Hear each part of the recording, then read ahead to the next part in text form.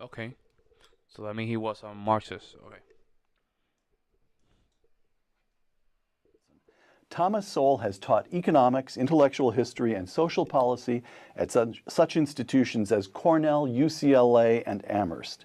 The author of more than a dozen books, Dr. Sowell is now a senior fellow at the Hoover Institution. Okay. His latest work, a new edition, the 5th edition of his classic work, Basic Economics. That's a thick Tom book, Sowell, though. welcome.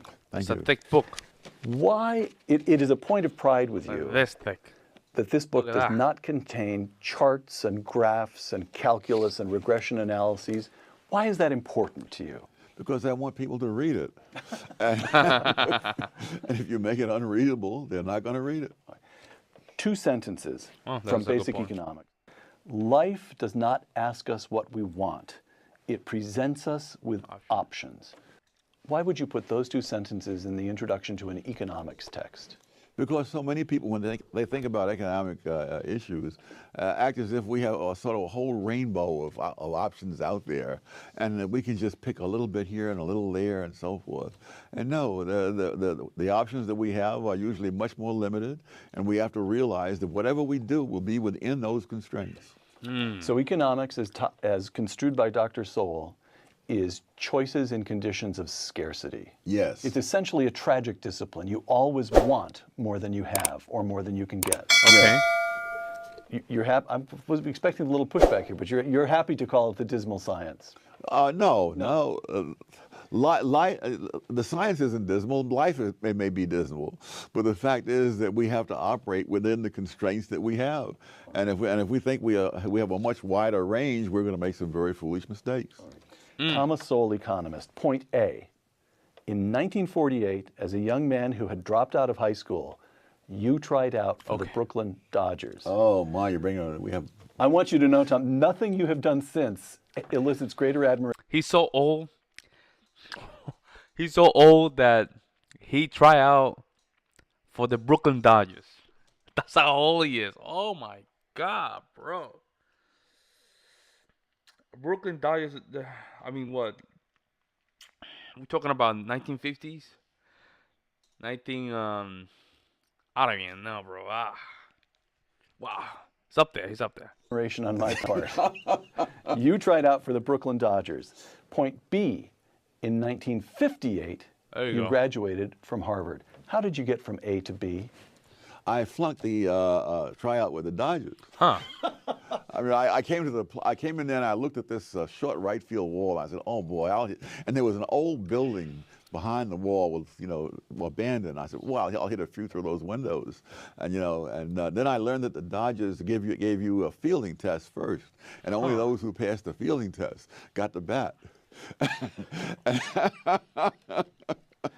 All right. I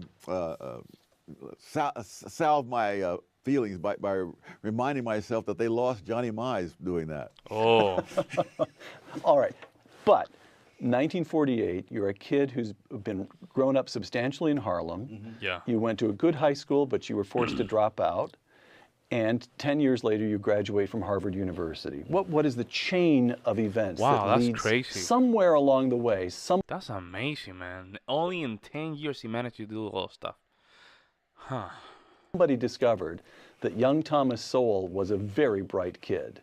How did this happen? Actually, nobody discovered that. I just persisted. And at some point, I decided I would apply to Harvard.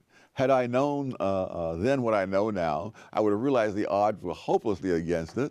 But fortunately, since I didn't know, I went ahead, and that's it. Hey, try it. And the degree with which you try it, graduated just give it a from shot. Harvard University was a degree in economics. Yes. So that interest in economics declared itself early in your life. How? It was a subject in which I did the best. I mean, it was a no-brainer.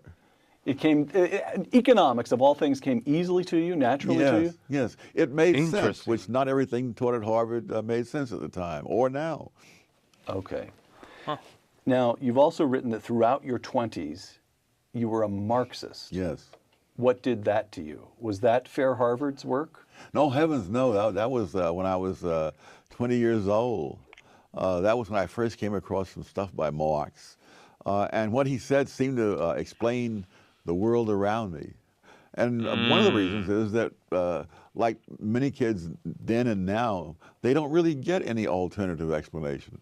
And Huh. so it's like you have to have a candidate to be the candidate. So what was, So you tell me that you went to Harvard and they were all talking about Marxism and there was no pushback to that?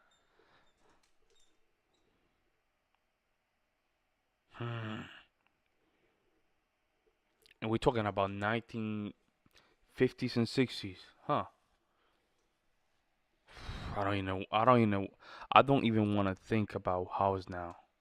you grow up in Harlem, you went to Howard before going to Harvard. Yeah. So you're largely in a black world, an African American world. When you say Marx explained the world around you, do you mean to say that he explained the world of segregation?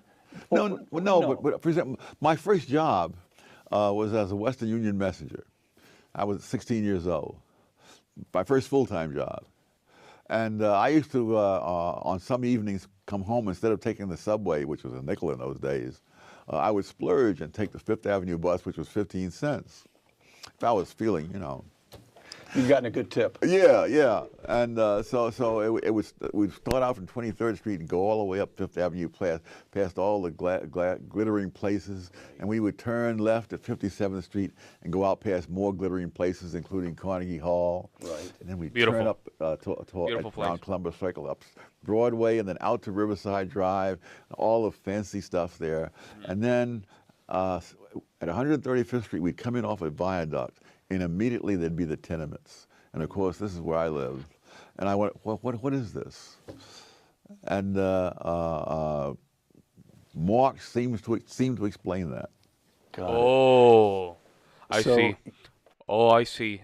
In the lack of depth.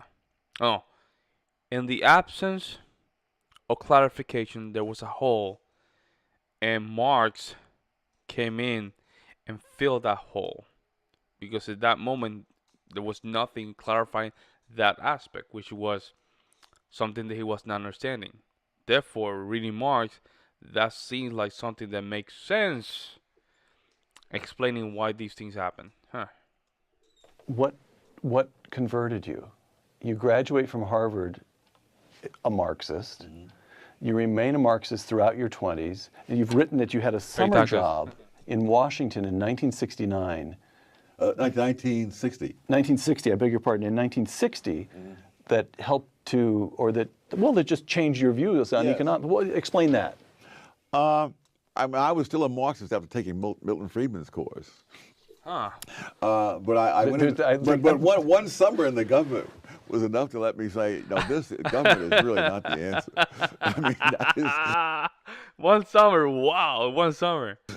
Milton One Friedman summer, didn't that was cure you, enough. but the federal government the did. federal government did. Never say the federal government doesn't do anything. Not even debate. So what Went to work was for it the federal about government. the That was job? it. Well, my job was to study minimum wage setting in Puerto Rico. And of course, I discovered that as they kept raising the minimum. Department of Labor, or Yes. you're collecting statistics for something? Okay, Yeah, all right, got it, and got it. for a report. Right. And I noticed that as they kept raising the minimum wage, the lifestyle. employment kept going down. Yeah. And of course, economics was saying that was why. But there were two theories. The unions said that the reason it was going down was that there were hurricanes came through, a series of hurricanes during the time they collected the data, and that it destroyed the sugar cane in the field, so there was less required to be processed. And so the question is, which of those is right? And I thought, I'd been trained in Chicago, that if there are two different theories, there must be some factual thing that would be different, at least in principle. So I spent the whole summer trying to figure out how would I test this? And finally I came in one day and announced to the little group here in the office that I have it. That what we need are statistics on the amount of sugar cane standing in the field before the hurricane came through. And I'm waiting for the congratulations, and I can see looks of shock in the room, like this idiot has stumbled on something that will ruin us all. You know? And I realized I was concerned as to whether this law was beneficial or not beneficial to low-income people. They were concerned because this law was providing 1/3 of the income of the U.S. Department of Labor. Wow. And once you begin to see That's that insane. government Wow. agencies have their own self-interest, quite Oh aside my from God. whatever they're theoretically supposed to be doing. So they were behaving precisely as a neoclassical, precisely as Milton Friedman would have predicted. They were in pursuit of their own incentives. That's right. They were not trying to establish justice on the face of the earth. They were trying to hold on to pretty good jobs. Yes. Got it. That's it. That's it. Oh my God, these small clips, man. Oh, I'm from Puerto Rico, and I would love to see him just go deeper into that. The sugar cane in Puerto Rico was a boom. It was a huge boom, and every time, since I remember, they kept raising the minimum salary. Uh, the inflation always go up, lifestyles don't get better, and I was discussing this with my father because I know the state just raised um, the minimum salary. I think was now $8, something like that. But then the economy was doing very well because now you finding jobs that are paying between $11 to $15 an hour. So why raising the minimum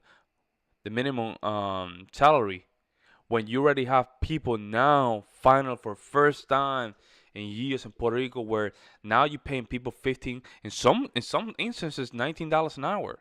In Puerto Rico, that's big, right? That's very big. And all of a sudden, they raise the minimum wage, and now inflation just taking over. And by that time I was arguing with my father like that, hey dad, and if we raise the minimum wage, we are gonna just decrease the value of the labor of those that are earning $11 and $15 an hour. And he couldn't understand it because he come from a generation where the government always increased like a 25 cent, 50 cents, a dollar kind of deal. And for him back then, in the 90s, where there was a huge boom in the economy in the Commonwealth, everything looks good, but they didn't realize that it was all based on just government spending, but not only that, borrowing from money that the island itself never created. So now we have a depression, 2008. We go back, we become more conservative in the spending of the island, right? And now wages are going up. And guess what the government does? Put an increase minimum wage. Of course, there's gonna be a contraction in the economy. Gonna have to figure out what we're gonna do down there. But for people don't understand, right? Most of the time, Puerto Rico would just go with the federal minimum wage, right? The state would just make sure that by state it was impaired with the federal minimum wage, right? And for years it was like that since 2008, 2000. I don't remember what was the last time that they increased it, but the state never increased it. But now those wages were coming in, and we have to see what happened now. But people were you know I think that the thing is that we have to remember. I have to just come to the conclusion that skilled labor, all skilled labor are not the same. They don't cost the same. And I think minimum wage is perfect for people that are 12 years old, 15 years old. They want to enter the market. They have no skill. Give them a minimum wage. Let them start there. So when they 2025, they already have something in their back pocket where they can just ask for more because they have more skill. Um, I'm not. I still. I'm not. I'm not in the libertarian side of things where they say no minimum wage, zero. So skilled labor is zero, zero, which I can see where the argument can be made in sense that, for example, as a musician, when I started, I needed to just do a couple free concerts or a couple free gigs just to make sure that I got my name known. And after that, I started asking how much was my skill, where I got to a point where I was earning three to $500 per gig. kind of thing, right? But I built myself from there, right? So I think that could be an argument, and I'm giving the I'm opening the space for having that conversation regarding Marxism and to capitalism. One summer, bro, and I can imagine. I can imagine. I mean, the government does do things so wrong that it does disturb the marketplace when you think about it. Imagine if the government, after Lyft and Uber, came to the market. Imagine the federal government always siding with the taxis. It would disturb the market. It would just take out the incentives to why this company should not flourish. And what happened is we've seen that these companies and others are come up and they're not fighting for that nice price of customers. But imagine the federal government will come in and just side with the unions. Oh, it would destroy the industry itself. Let me know what you guys think in the comment section below, and I'm gonna really appreciate it. If you guys really enjoyed this, let me know. Anything that can be uh anything that can be useful to just increase my knowledge in this, I'm gonna really appreciate it. See you in the next one.